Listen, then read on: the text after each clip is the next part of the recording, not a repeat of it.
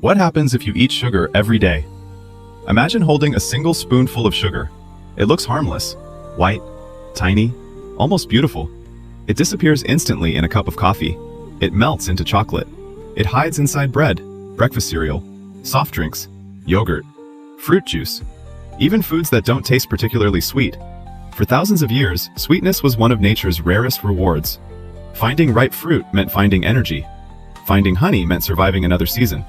Our ancestors celebrated sweetness because it was difficult to find. But today, the opposite is true. Sugar is everywhere. It follows us through supermarkets, restaurants, vending machines, advertisements. Even the foods marketed as healthy often contain far more sugar than we realize. For the first time in human history, our greatest challenge isn't finding sweetness, it's escaping it. So what happens if you eat sugar every single day? Not once, not occasionally, but day after day, year after year. The story begins the moment the first bite touches your tongue. Within seconds, millions of taste receptors recognize something extraordinary. Sweetness. Signals race through nerves toward your brain. Before your stomach has received a single gram of food, your brain already knows what's coming. And it likes the news. Very much. Deep inside your brain, reward circuits begin to activate. Chemical messengers are released. Among them is dopamine, often called the brain's reward chemical. Dopamine doesn't simply create pleasure, it helps teach the brain what experiences are worth repeating. Long before supermarkets existed, this system helped humans survive. If something provided valuable energy, remember it. Find it again, eat more of it. That ancient survival system still exists today, only now, it faces something evolution never expected: unlimited sweetness. As you continue eating, the sugar travels into your stomach, then into your small intestine. Here, digestion happens surprisingly fast. Simple sugars are absorbed into the bloodstream within minutes. Suddenly, your blood contains more glucose than it did just a short time ago. Glucose is not the enemy.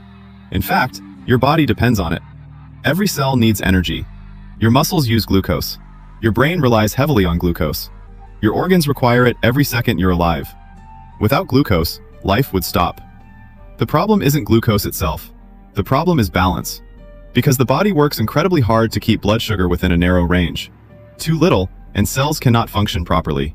Too much, and damage may begin over time. The moment blood sugar rises, another remarkable organ begins working: the pancreas. Hidden quietly behind the stomach.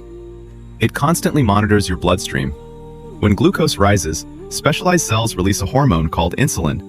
Think of insulin as a key. Without it, glucose cannot efficiently enter many of your body's cells.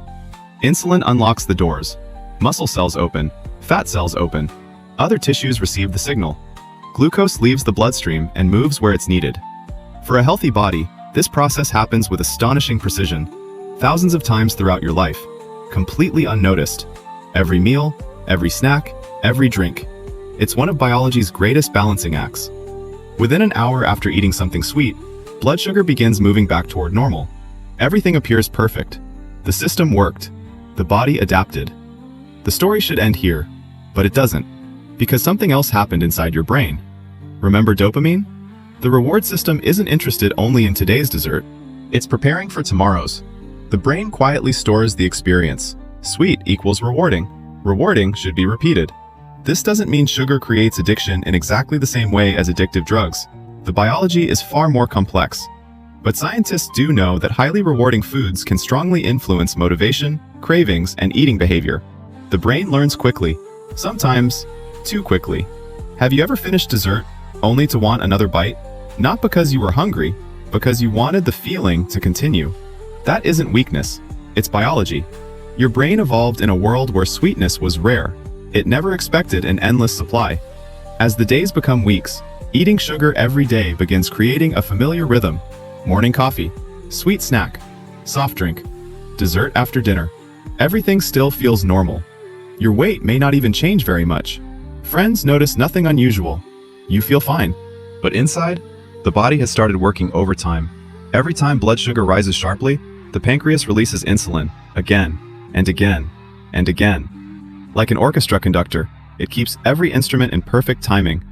But conducting an orchestra once is very different from conducting it all day, every day, for years. Meanwhile, the liver has entered the story. The liver is one of the hardest working organs in the human body. It filters blood, stores nutrients, produces proteins, processes medications, and helps regulate energy. When extra glucose arrives that your body doesn't immediately need, the liver stores some of it as glycogen.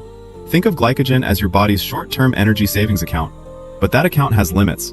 Once glycogen storage becomes full, the liver must decide what to do with the excess. One option is converting some of that surplus into fat. Again, this is not a design flaw. It's survival. Our ancestors never knew when the next meal would come. Saving extra energy made perfect sense. The problem today is that tomorrow's feast often arrives before yesterday's surplus has been used. Slowly, the balance changes, week after week, month after month. Not because one dessert was dangerous, but because small habits quietly accumulate. Meanwhile, another remarkable organ continues consuming enormous amounts of energy: your brain. Although it represents only about 2% of your body weight, it uses roughly 20% of your resting energy. It depends on a steady supply of glucose. Not enormous spikes, not dramatic crashes. Steady balance. Imagine driving a car by repeatedly slamming the accelerator and then hitting the brakes. The car still moves, but the ride becomes rough. Your body prefers something smoother.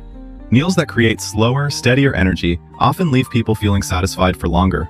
Meals very high in rapidly absorbed sugars may sometimes be followed by a quicker drop in energy, especially when eaten without fiber, protein, or healthy fats. You've probably experienced it.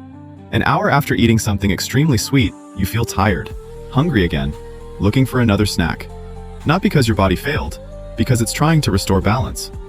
Then comes perhaps the most fascinating part of the story. Your taste buds themselves begin adapting. Foods that once tasted wonderfully sweet gradually feel ordinary. The cookie that amazed you months ago no longer feels exciting. The soda tastes normal. The candy isn't quite enough. Your brain isn't broken, it's adjusting. Humans adapt to almost everything.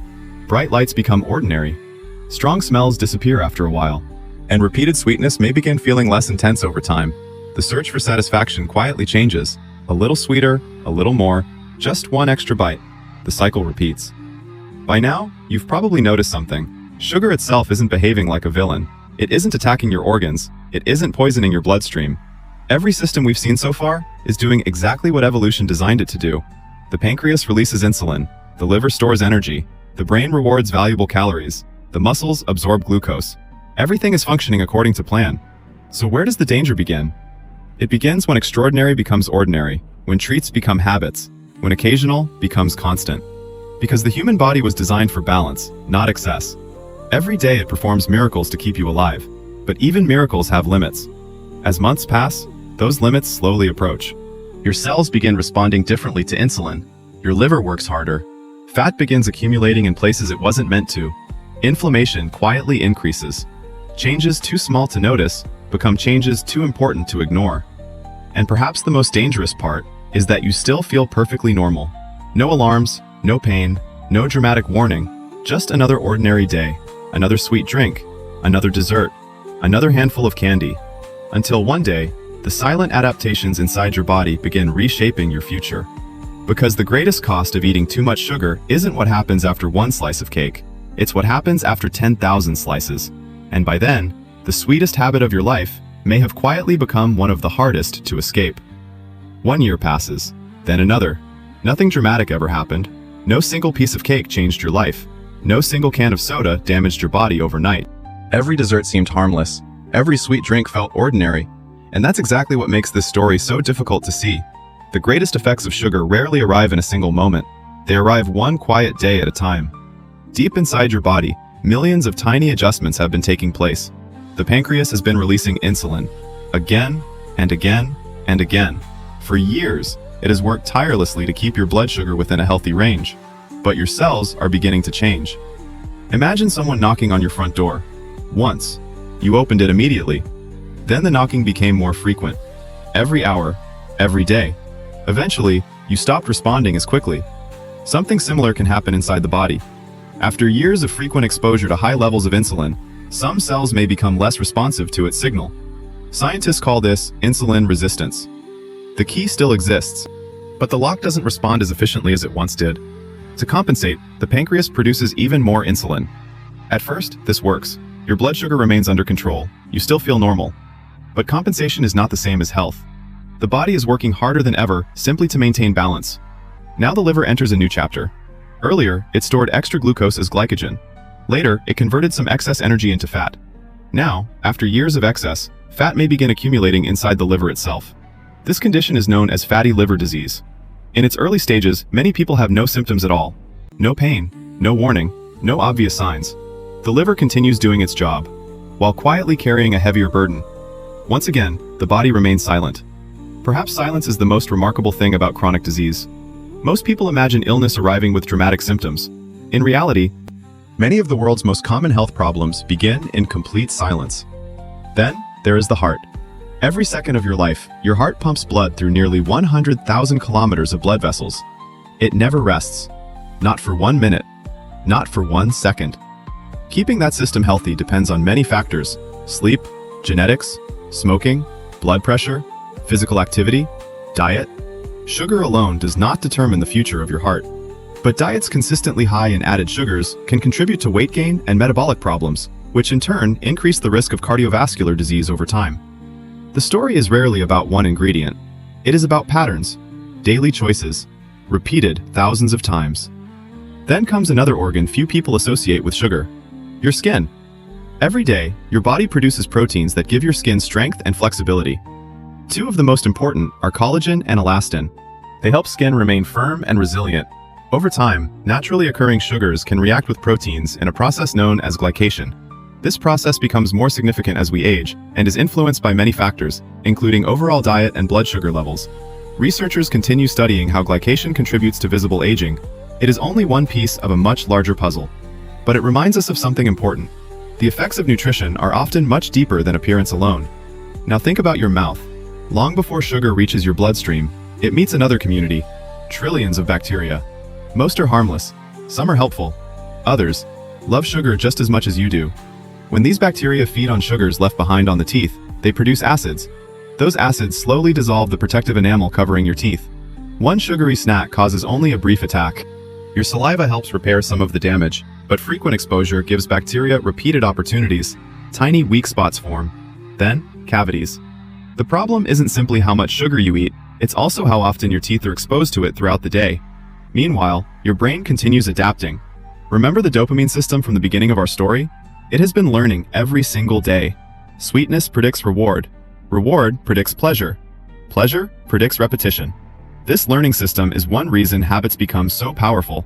The brain isn't trying to sabotage you, it's trying to make future decisions easier. The more often a behavior is repeated, the more automatic it becomes.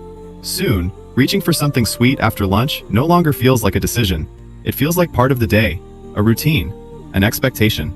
Perhaps the greatest misunderstanding about sugar is that it is either completely good or completely bad. Reality is far more interesting. Sugar itself is not poison. Glucose is one of your body's primary fuels. Without it, your brain could not function normally. Your muscles couldn't work. Your cells couldn't survive. Fruit contains natural sugars. Milk contains natural sugars. Many nutritious foods do. The concern isn't that sugar exists. The concern is how much added sugar modern diets often contain, and how easily we consume it without noticing. One soft drink, a flavored coffee, a sweetened yogurt, breakfast cereal, a snack bar, a dessert after dinner. Individually, none of them seem extraordinary. Together, they can quietly reshape years of eating habits. Scientists have spent decades studying nutrition. One thing has become increasingly clear. There is rarely one single food responsible for health or disease. The human body responds to overall dietary patterns, to sleep, to stress, to movement, to genetics, to environment. Everything is connected, which means the opposite is also true. Positive changes rarely depend on perfection. You don't have to eliminate every gram of sugar forever. You don't have to fear birthdays, or holidays, or celebrations. The body was built to handle occasional sweetness. It always has. The challenge begins when celebration becomes routine, when desserts replace meals, when sugary drinks replace water, when sweetness becomes the background instead of the exception. Fortunately, the human body possesses an extraordinary ability: recovery. When added sugar is reduced as part of an overall healthy eating pattern, many metabolic markers can improve over time. Energy levels often become more stable. Blood sugar control may improve. The liver can begin recovering from excess fat in many people. Taste buds adapt once again. Foods that once seemed boring suddenly taste naturally sweet. An apple, fresh strawberries, a ripe peach, even plain yogurt. The brain learns a new definition of satisfaction. The remarkable thing is that your body is always listening. Not only to today's dessert, but to today's pattern, today's habit, today's choices. Every meal sends information. Every drink sends information. Every snack tells your body how to prepare for tomorrow, because biology is not interested in guilt. It doesn't care about yesterday's mistakes. It responds to what you repeatedly do, again and again and again. Perhaps that is the greatest lesson sugar can teach us. Health is rarely shaped by one decision. It is shaped by thousands of ordinary ones. A glass of water instead of another soda. A piece of fruit instead of candy. Cooking one more meal at home.